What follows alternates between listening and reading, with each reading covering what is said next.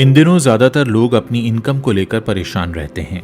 जन्मपत्री में इनकम को चेक करने का एक ही तरीका है कि आप ये देखें कि उस व्यक्ति का द्वितीय भाव कैसा है। सेकंड हाउस चेक करने के लिए आपको ये जानना जरूरी होगा कि आपके सेकंड हाउस का लॉर्ड कौन है। सेकंड हाउस इसलिए भी इम्पोर्टेंट होता है क्योंकि वो आपकी इनकम के साथ साथ आपके सोच विचार और वाणी को भी दिखाता है। साथ ही वो ये भी बताता है कि आप जो धन अर्जित करेंगे क्या आप उसे इकट्ठा कर पाएंगे या यूं ही खर्च कर देंगे। अगर किसी व्यक्ति की इनकम प्रभावित हो रही है तो हो सकता है कि उसको ओरल हेल्थ से रिलेटेड भी इश्यूज हों या फिर उसके फेस पर भी कुछ निशान आए हो सकते हैं। अक्सर ऐसे लोगों के फेशियल मसल्स में भी प्रॉब्लम होता है। कुल मिलाकर हमारे शरीर का वो हिस्सा जो बोलने के काम आता है वही हमारा सेकंड हाउस है। सेकंड हाउस को स्ट्रेंथन करने के लिए आप कुछ फेशियल एक्सरसाइज भी कर सकते हैं और साथ ही साथ आपको अपनी ओरल हेल्थ का ध्यान भी रखना होगा।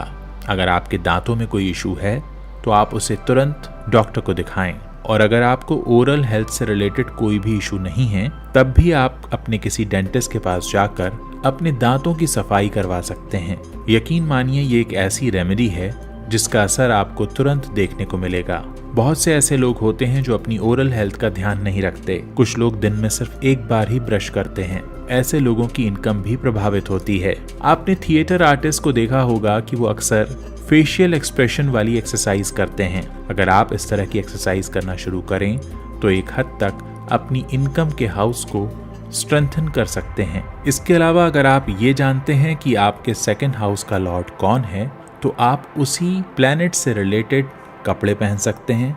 मसलन अगर आपका सेकंड हाउस का लॉर्ड मरकरी है तो आपको हरे कपड़े पहनने होंगे और हरी सब्जियां खानी होंगी। अगर आपके सेकंड हाउस का लॉर्ड मार्स है तो आप लाल कपड़े पहन सकते हैं और लाल रंग की सब्जियां और फल खा सकते हैं जैसे गाजर, टमाटर, अनार और तरबूज।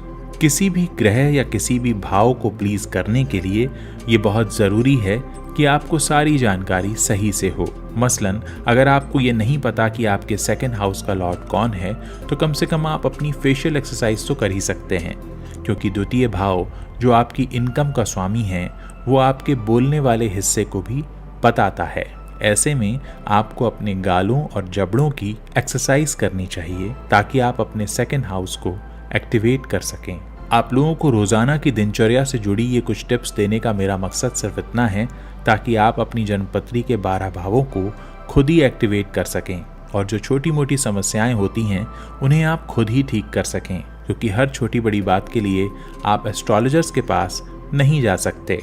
मेरा ये मानना है कि एस्ट्रोलॉजी में बहुत सी ऐसी छोटी छोटी बातें हैं जो हम अपने आसपास के लोगों को सिखा सकते हैं और उससे वो अपना जीवन बदल भी सकते हैं। आगे के वीडियोस में भी मैं आपको ऐसी छोटी छोटी टिप्स देता रहूंगा जिन्हें करना बेहद आसान है और उनके रिजल्ट्स भी आपको तुरंत दिखने लगेंगे।